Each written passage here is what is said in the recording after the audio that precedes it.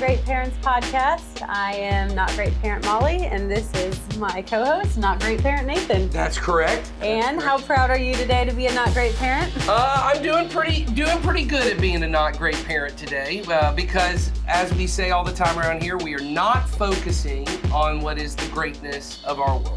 Right? So things like success and money and activities and experiences and more of anything. Yes, last night for when we filmed this was the Super Bowl. So literally anything involving the Super Bowl, we are not, all the commercials, all the glitz and glam, Come on, the halftime show with the with the sequin outfit with the abs built in and sequins. Man, Come on, the Usher wore. Yeah, but Usher, I did love it. I was going to say, Usher then had to actually prove that was not just fake abs by taking off all of his shirts. But of course, so I think, and we often refer to certain things on this podcast as the Super Bowl of greatness or the whatever, because the Super Bowl really embodies, I think for most people, I personally think it is why it is the most watched sporting event. I think it's the most watched television event of the year. Yeah, I don't think it's always about the sport. No, I think even people, extra. We had a huge Super Bowl party last night, and only like 2 people at the thing even watch the NFL regularly. Everyone else, but everyone was invested in the game. Mm-hmm. Everyone's invested in the commercials. Everyone's invested in the halftime show. They certainly were invested in Taylor Swift being there. You know what I mean? There's because there's all these celebrities. It really is this moment that is this encapsulation. It is what is for Christianity. Easter is to Christianity. Mm-hmm. The Super Bowl really is for our world. Oh, yeah. And for what most of us think, I mean, for most people, if you had a kid who did anything, who grew up to do anything at the Super Bowl, right? Mm-hmm. They were playing in the game, involved somehow in like the halftime show, ended up on a commercial, was in a movie that got premiered at that thing. Even like ran the camera at the like anything about it. Or even just got to go to the Super Bowl because that is a status symbol that I got to go to the Super Bowl.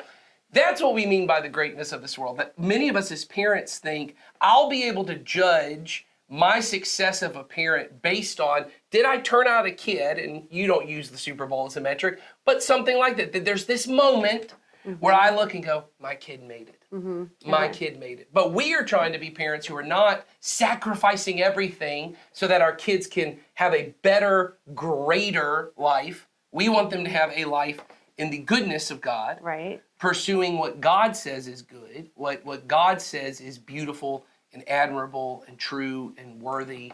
And that doesn't mean that your child would never go to the Super Bowl be in the Super Bowl. It means your focus and your priority is on that goodness, and you are steering your family and yourself, and everything flows from that goodness. Right. And then if God intends for it, these other things will happen too. But we don't want to be parents that are trying to cheat good to get the great. That's right. And so we've been in a series since the beginning of the year talking about why do families matter? Right. Why is it so important that God puts us into families? What's the role in the family in kind of developing kids in the goodness of God? I think most people know the role of a family in developing someone in the greatness of the world. I mean, this is going to be our Super Bowl episode apparently. But if you're like me, and honestly, my favorite part of the Super Bowl is that 3 hours of pre-show where they're like showing you all, because this is my thing. I don't care about the sport.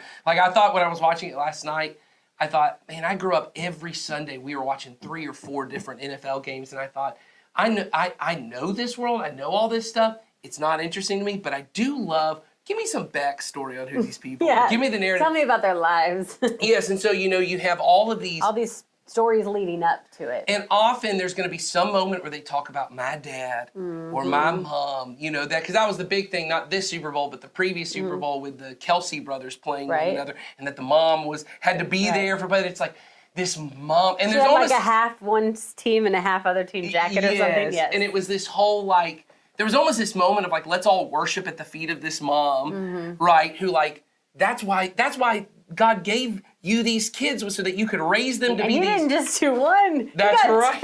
2 in the Super Bowl. High performing, and once again, take Super Bowl out of the equation. But I think that's where, I did youth ministry for so long.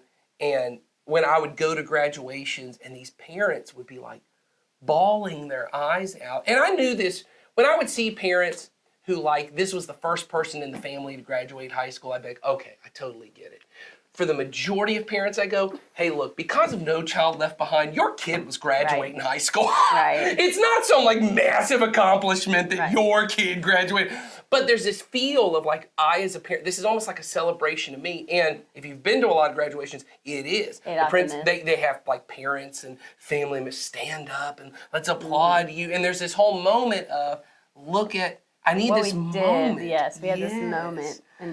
And then once that moment's happened, you can check that box, the That's success right. box or the did it right box. And everything I did leading them up, all the tutoring classes I took them to, all the extracurriculars I put them in, all the at that moment in the Little League championship and they won state and they look and they point their finger at mom and mom's, is so thrilled. There's this moment of all of this was worth it.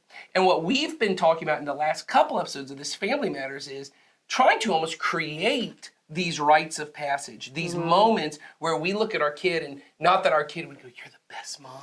No.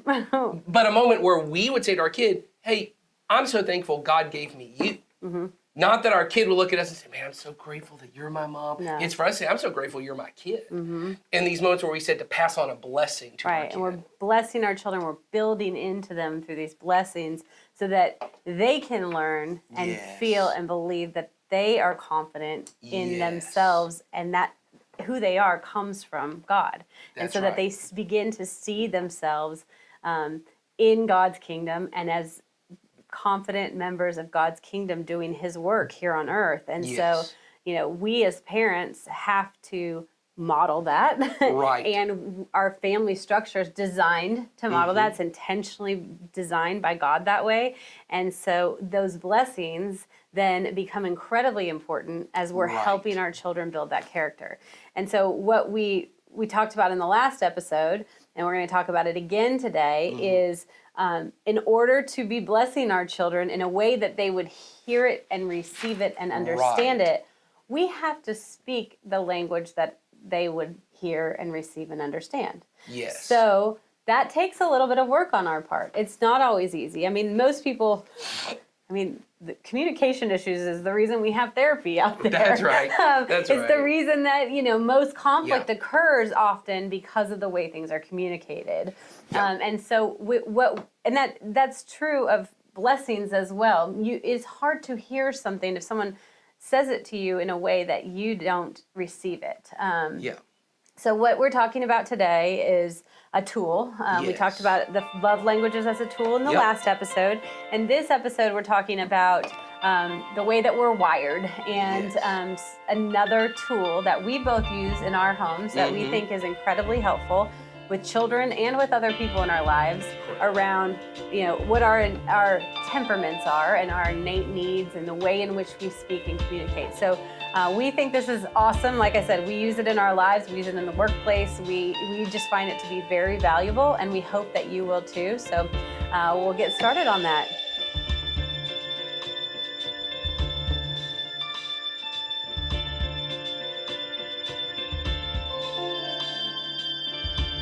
We have another one that we want to talk about.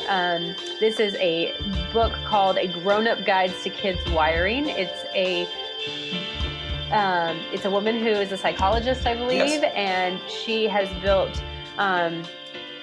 created some materials that are for both adults and children. So she has an app with some videos that are really amazing. Yeah, very helpful. And it's called I Said This, You Heard That. The whole thing is, it's got some biblical side to it, and it's got some more... Like it's family psychology. It's family psychology. So she's a family psychologist, but she also, looks at the way that God has wired each and every one of us. And the whole concept is, and I'm not going to know the verse, based on Ephesians. Yeah, based in the 4:28. I think it's 4:32, but I think but it might be 4:28. I don't know off the top of my head either. But the idea is that we speak to someone. It's going to be at the beginning of this book, but we speak to someone in a way in which builds them up according to their needs. Yes. So if I'm going to speak to someone that builds them up according to their needs, I have to understand who they are as a person and what their needs are.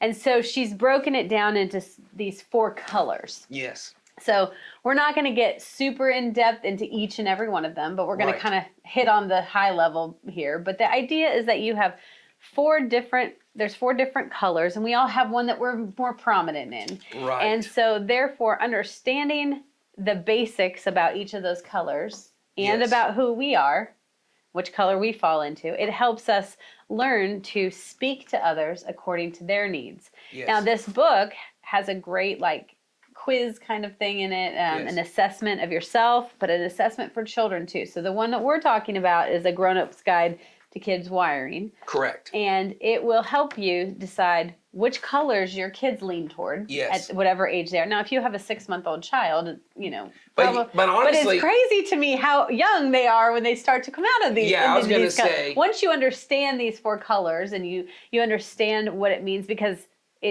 they're colors, but there's also a way in which they communicate. It's a way in which they manipulate. There's a whole bunch of different things. You'll start to see which colors your children lead with pretty early on. So the beginning of it is and we're going to identify them by the colors because the names are Greek, and it's I'm not going down that direction. Thank God. But basically, the easiest way to see it is imagine it as 4 quadrants, right? Mm-hmm. And that on the top right of the quadrant is what's called extroverted, which is not about it's not the extroversion of the Myers-Briggs extroversion, which is how you get your energy from being with people or not. No, it's how you process things. So if this is the quadrant, we've got red and yellow at the top. And if you're at the top of the quadrant, you are an external processor. Nathan and I are external processors. We are given information, or we're sorting through something in our head, and it comes out of our head, and it's the way I always think of it is, in order for me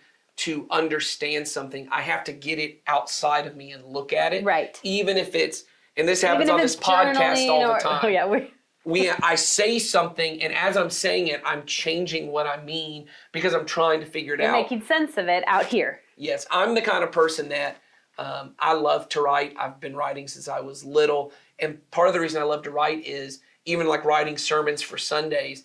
It helps me to understand my own thoughts about something once I get it on paper. So if you have a kid who, as you talk with them, they understand things better, they're probably on that. If you have a kid who is introverted, not meaning shy and reserved, meaning they need to go away and be alone with their thoughts to process information, that when they prefer to read it in a book, or for you to tell them the information and then them go be alone and think it through and really think through what they say. In fact, they can't process on the fly. My wife is more internal. My husband is very much so. And a lot of our arguments have been, as we're arguing or in the conflict, she's realizing I'm not able to really even think about what I'm saying. So I'm kind of saying things I don't mean and not realizing it because I'm just trying to, she always goes, I'm trying to keep up with your speed. Right. That is a similar conversation to my husband and I. And so we regularly have to say, hey, let's take a break so you can go think. And I mean, she doesn't need 30 minutes.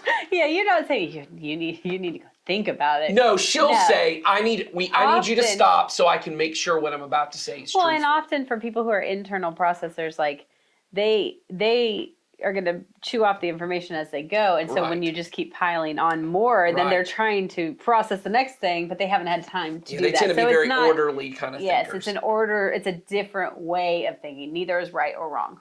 And then on the sides, right and left, on the right side is task-oriented people. The best way I know to explain that to people, this is the example I use, is if you show up to a party and you were supposed to bring food, if you're a task-oriented person, the first thing you think is, where do I need to put the food down? So I walk into the house and I go, okay, I'm going to head to the kitchen, put the food down because that's what I was assigned. If you're a people-oriented person, like Molly and myself, you go, I'll walk around and talk to everybody holding the crock pot. Yeah, and eventually it'll make its way to where it's and it may not. It because might not. Eventually someone who's task oriented is going to come and take that from you. Yes, for sure. They're going to go, well, I'll take that where it needs to go. So that's a silly way. But task oriented people, and this is what I always say, is because people I think they feel bad if they're task oriented, like that means they don't care about people. That's not what it means. What it means is the way their brain order of operations, they have task first on their mind of what do we need to get done. Because I love people and I want to help people, these things need to be done in order to do that. People-oriented people struggle to get to task. Right. And it's not because they're lazy and they can't do things right. No. We're both people-oriented. But what it does mean is I have to work through all my people stuff before I can get to my task. So if you have a kid who they can't do their homework if they think you're mad at them. Right. Or they think they had a really bad day. If they're holding on to some emotional thing. They're probably people-oriented. From a relational issue. Or, the younger end, maybe not your teenager, but if you have a younger kid who needs to just come home and have some mommy time or some time with dad. Yes, before they can go do something. But if you have another kid who goes, don't talk to me till I got my homework done. Or don't talk to me till I've played video games. Or don't talk to me because they need, honestly, and I learned this about my kids when they were in public school, I have two that are very task-oriented. Being with people all day had overwhelmed them because they didn't get to focus on their task. When they came home, they needed some time to unwind with a task so they could come back and be with people. Yes. So that is very common of people who I think are on both ends. On both ends. I mean, I gain energy and things from being with people. Monotonous tasks for me are a struggle. Sometimes I do it to reset myself, but for the most part, that doesn't work that way. Now, I will say, if you have the time, watch the videos that she has done because they are wonderful. She takes one of each color. They talk through different things, and it really brings it to light, kind of how you might see it come out in adults. Right. And again, in kids, it will come out in similar ways, just different types of conversations.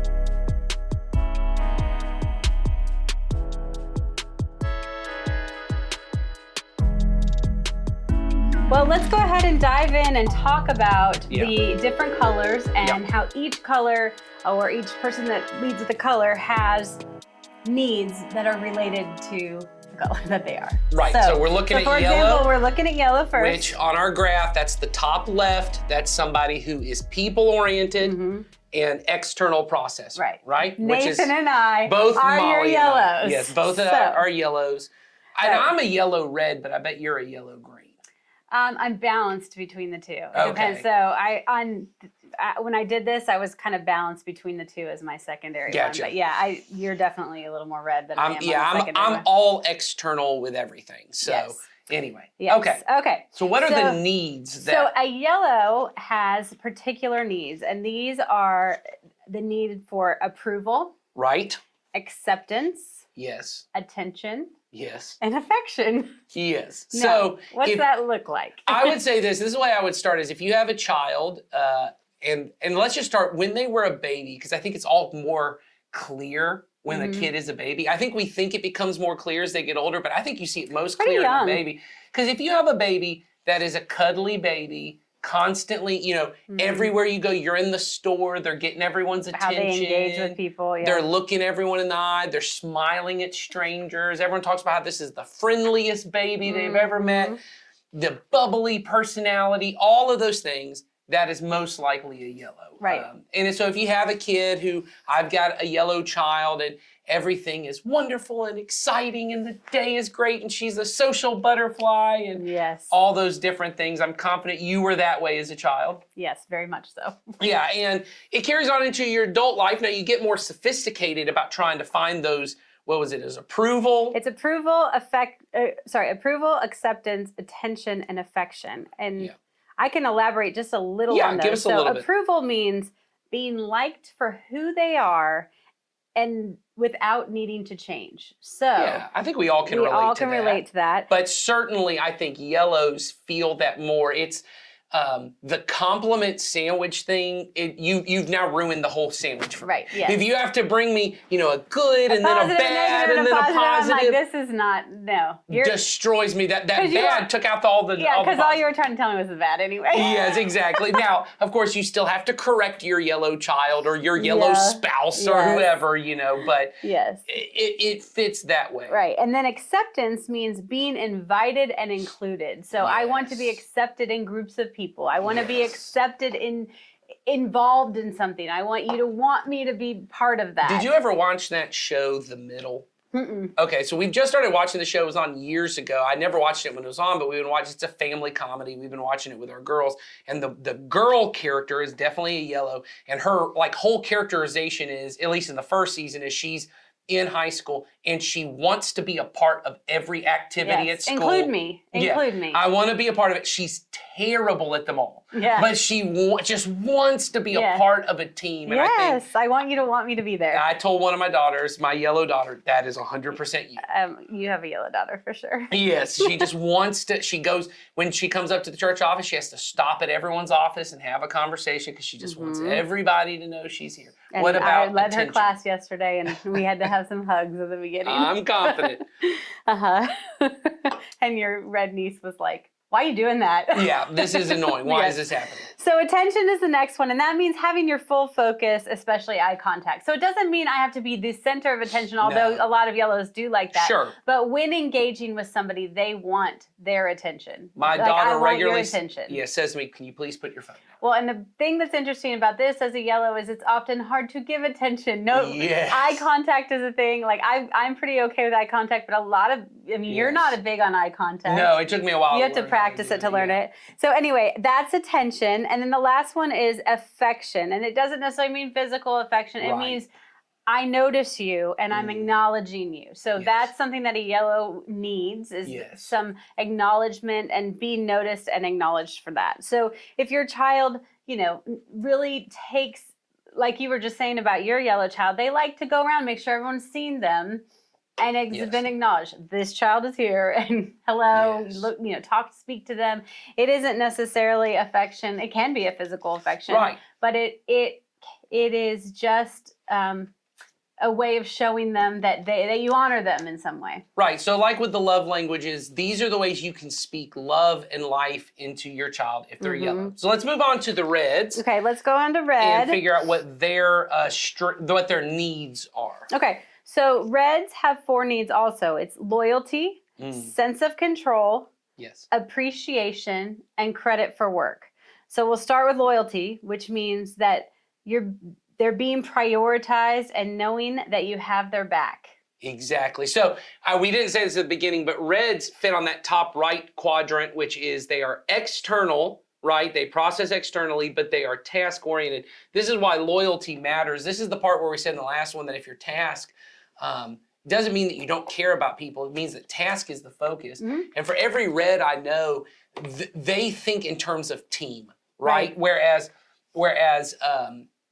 yellows might think in terms of networking, like, I've got all these people, and I've got all these different environments, I've got that. Reds are happy to have about 6, a few solid good men. Team members. Let me get my solid team members who got my back, will help me with anything. We have a clear line of who's doing what, and it's going to get executed. So if you have a child, so how would you know if you have a red, right? They're task oriented, right? Doesn't mean that they don't interact with people. Every red I know is comfortable interacting with people, right? But as a child, they're the ones that you might have called bossy. They're the ones you might have called too focused on the rules. They might have been too focused on the task itself. They were, or if hopefully, instead of calling your red child bossy, you call them a leader, right? They're the ones that people want to follow. A bossy leader. Once again, I have a red child, and she is the one everyone wants to follow. We were laughing about, my wife took a group of, she leads our MOPS group, which is the moms of younger children, not really preschoolers for us, but just younger children.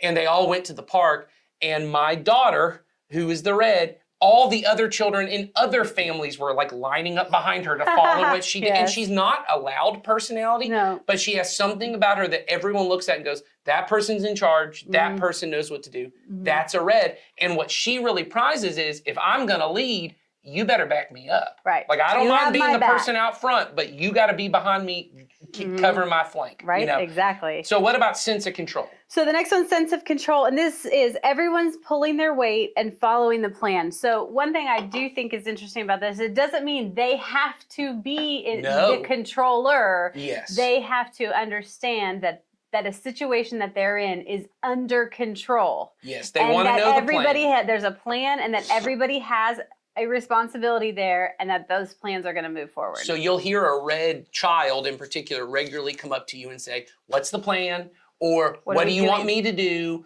What do you want? They want that to happen. And they're also the one, so here's a good example, as I got 4 daughters. When playtime is done, usually in playtime, they're the one who says, what game are we playing? You know, okay, I'll make the decision, we're gonna play this. Because lots of other colors, right, yellow, blue, and green, they don't wanna necessarily make the decision. So the red will step in and say, this is the decision, let's get going. And then when it's time to clean up, whoever is the person who doesn't clean up, ooh, you better be lucky. Because that red's like, I don't care. All of us have been working and you're not playing with us next time. Or you're not doing this because I'm not putting up with you not doing your fair share. That's, everybody pulls their own weight with the red. Right. So what about... appreciation is the next one, which is being valued for their unique strengths. So reds want to be recognized and valued for what they've brought to the table and their uniqueness. And there's every color wants this, they just want it a little differently. Well, and I think in particular, I would say yellows are happy. If you go back to, so yellows want to be, how was the way you said, I want to be in this very first one, liked for who they are. Yeah, but it was the affection part. I think that being noticed and acknowledged for who they are. But I think a yellow would be happy. The approval portion. So I have one daughter who loves getting letters in the mail. Just says, I love having you in my class. Love you for you. Yes, that you're just in my class. My red daughter would go, great, thanks. Yeah, but if you said, I loved the way you led that cleanup project. Or you made this craft, or you did this for your, yes. They want to be appreciated for something, once again, task that they do. The yellow wants to be noticed for who they are. The red wants to be noticed for what they do. And that's really important when you're speaking to your children, because you're, you know, if you're a yellow like I am and you're speaking to your red child, you think you're telling them, I love you for who you are, even though you messed that up.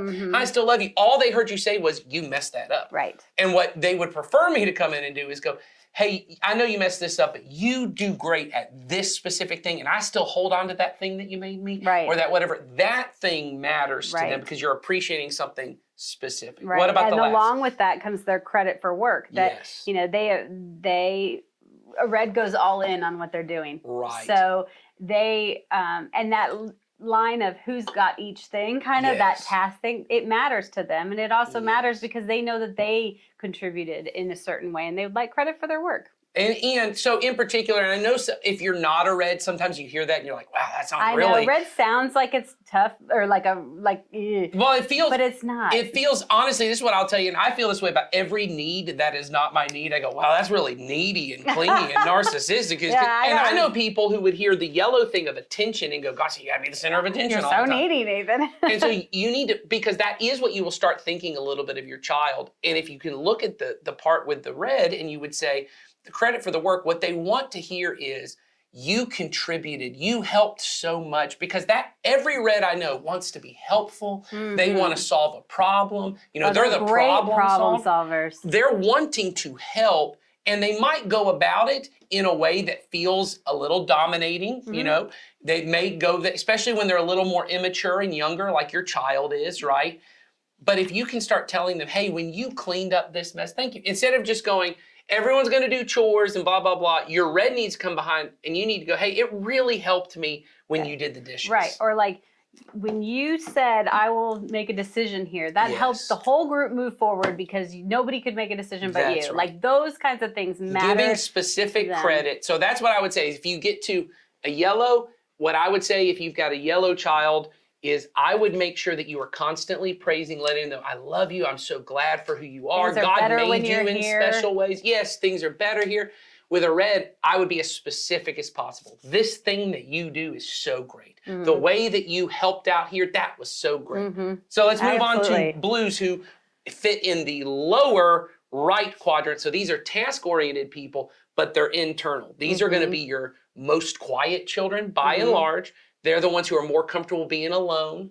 They're the ones who are maybe even a little more anxious by nature. They're a little more fearful of the world, but that all comes from their specific needs. So what are those? Their needs are safety. So that is being able to trust their surroundings and their relationships. So it's not just a physical safety. It is what I'm around and, you know, the vulnerabilities I have with people, that is safe for me. So think about it. If you're a red parent, I'll say this, or even a yellow parent, you're an external processor. Yellows and reds tend to be louder personalities than greens and blues who are on the internal side. Imagine how difficult it is when you burst into the room with an intense emotion, and it could be either way. You know, I'm a yellow, so I burst in, we're gonna have a great day. For a blue, it's like, well, what does that mean? What does that mean? What's the plan?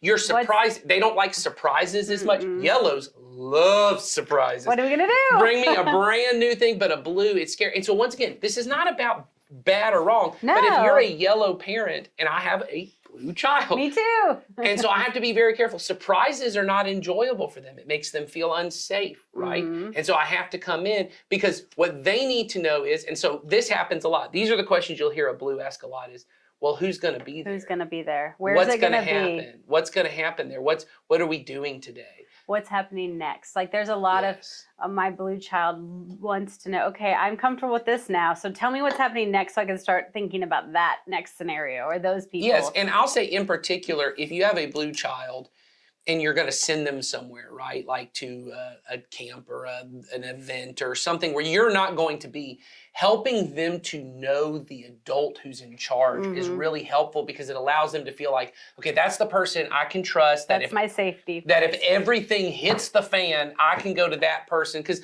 they are catastrophizers by nature. Everything's going to be the worst thing in the world. I just spent two or 3 days with my kids out of town over the break, and my blue I've got a yellow and a blue, or maybe not yellow, but I've got one that's super one way and super together.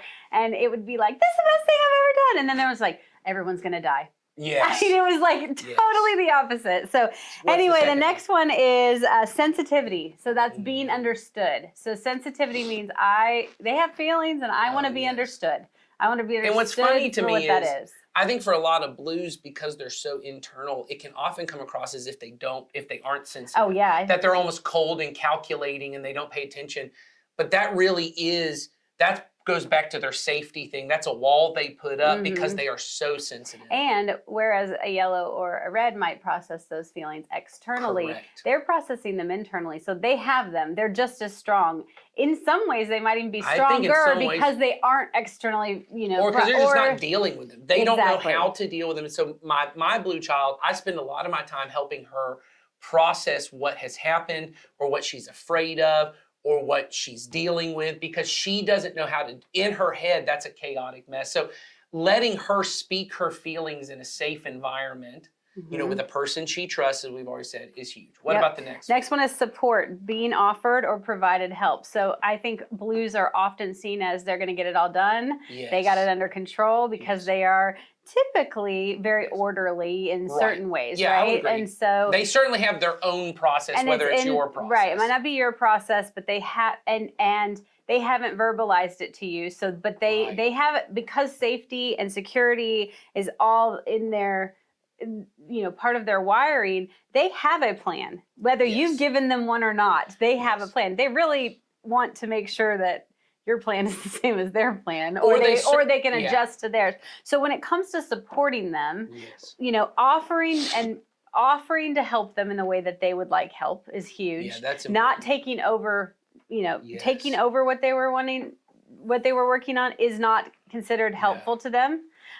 So being offered help or provided help in the way in which they would like is huge for them. That is a need they have. My blue child is also, going back to our previous episode on the love languages, is also my acts of service kid. And when she is really struggling, because she wants to do it on her own, but when she gets to a point that, once again, because they're catastrophizers, so if you give them a chore or an activity and they're convinced, I can't do this in the amount of time you've told them, putting limits on, okay, you have 10 minutes to do this, and they think it's going to take an hour, she starts freaking out. Like, I'll never get this done in time. And then I won't fail. get done. Yes. And so when I step in and go, okay, well then can I help you?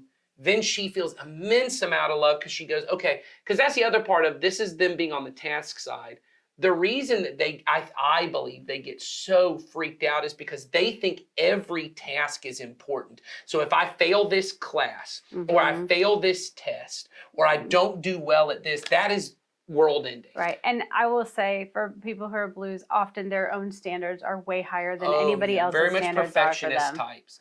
So what's our final? So our final one in my blues, this is very, very, very important, is space and silence. Yeah. So, and I don't know if that's because I'm a yellow and I am the one that bolts in the room, says, this is what we're doing, here's where we're going, whatever, whatever. Tell me how you feel, da, da, da. They cannot handle that quickly. So what I've learned over time to do is present something and then give them space and silence to process it. It's because they need to step away, internally process something, or decompress, or just have a minute to reset themselves. And so if you have a blue in your life, give them this. Yeah, I think what's important about it is, honestly, I'll say this as parents, is to not become offended that they don't share the reaction you want. So for yellows, I want them to be excited about them. I wanted to feel, and I had a whole thing that I wanted them to feel, my blue child is the one who complains about Christmas gifts on Christmas morning. Well, this is not exactly what I wanted. And I'm like, oh, I put all this work into this thing that I thought you'd want, but it's them trying to process what their thing is. And so giving them that space to deal with it is huge. So let's get to the final one, which is internal. This is bottom left. And this is people oriented. So everything's internal, but they're really drawn towards people. Right. So these are the children. Relationships and these are the most relaxed children you'll meet. They are very chill by their nature. They want to have a lot of comfort at all times, but they are also some of the most witty children They have like the most quirky, clever things to say, and they are constantly the one, this is how I would say, they are warm. They're like a warm blanket. I think that they are some of the most excellent readers of a room. Yes. They can walk in and see, because whereas a yellow, like you and I, we're so busy doing our performance and getting it. They are great listeners often. Not always, but often great listeners. They understand the area around them, but more so the people within So their if you environment. heard parts of the blue and you're like, oh, that part about they need to have some like downtime and they need to kind of think about things, but they're not really like fearful kids, might be agreeing. Right. So the first one is harmony, which, everyone's getting along and everything's going smoothly. So it doesn't, it just means that we're all rowing in the same direction, right? And that there is not some big tense thing that's about to blow up. And it doesn't mean they can't handle conflict. It doesn't mean they can't, but it means that when it spins out of control, that is a very uncomfortable place for them. Well, and I think it's on both ends, because I'll say this is, I think when things are going bad, but honestly, when things, because I'm a yellow, my wife is a green, the harmony part, the way I always say it is, it's more like a lake. They want that kind of just cool, little tiny ripples moving across. Not dead. And they don't want the ocean. They don't want any waves. Even if like I would go, because see, I'm like, lakes are boring. You get out into the ocean and the waves are crashing and it's fun. So when I come in with hi, fun, isn't this the best you've ever had? She's like, that energy's just really intense. Right. What she wants is everyone just like, hers is like a cozy blanket with some coffee, and we're all just sitting together and just talking with each other, and everyone's laughing. She wants everyone to laugh, and we're all having a good time, but no one being loud and crazy. And so if you've got a kid that you're like, man, their faith, they might seem like couch potato kids. They just kind of want to plop down, but they want to plop down right next to you. Might have a green. What about the next one? Feeling of worth, being valued for their unique strengths. So this is another. Everybody wants to be valued. All these colors want to be valued, but feeling of worth, I think they want to be recognized, that they're not just a couch potato that has nothing going on, that they actually they have all these incredible qualities, and they want to feel valued for those unique strengths that they have. It's that thing of, though they have still waters on the outside, right? There's a lot of activity going on underneath, and they want to be known as a person who's bringing something to the table, probably because most of their life, being that they're kind of these relaxed, chill, especially in a culture like ours. I think probably not so much in other cultures, but our culture is so fast-paced, everyone accomplish things. They often appear lazy. That's often how they appear. And so being able to say, hey, what you're doing is actually bringing something to the table. Exactly. I love the way that you're always listening to people and bringing, your own kind of energy. Right. What's the next one? Lack of stress. So this is, limited conflict and a lack of combative words. So that, conflict that includes name calling or difficult language or meaning like just tenseness and I'll even say in the combative words, what I've noticed with my wife, if I come into the conversation saying, why is this going on?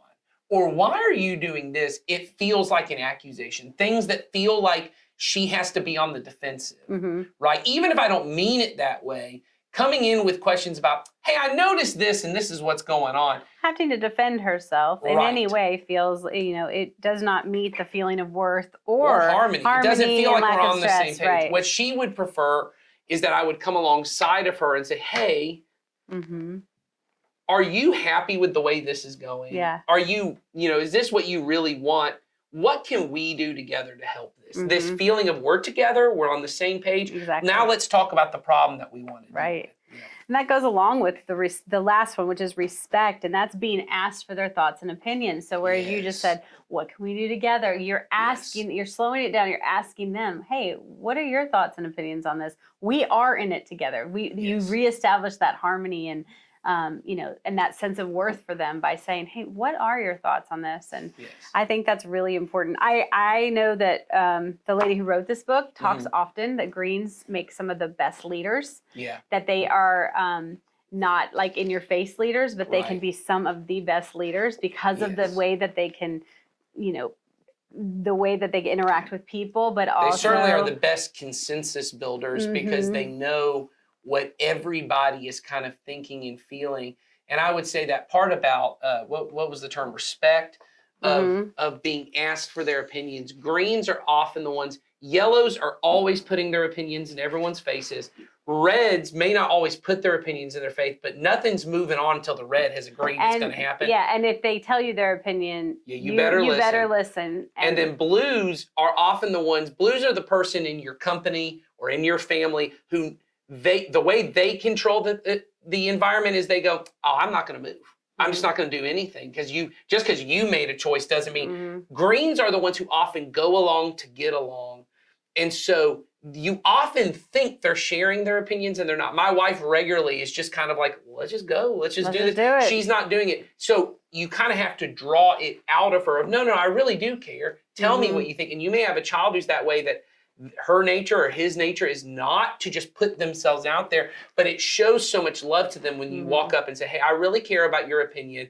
And I'm thankful for the fact that when, mom's a yellow, so mom's always throwing her thing in and dad's a blue and he's like, well, I don't know what to do. And, brothers are red and he's coming in yelling his opinion. You're always willing to wait, but we always want we care about what you think. Right. And if you, as the parent, can be the defender of your green and give them voice, it's a huge thing. And ultimately, the whole point of us even talking about this is trying to figure out what is the way you naturally speak. So you figuring out which color am I? Which color am I? Which color is my spouse?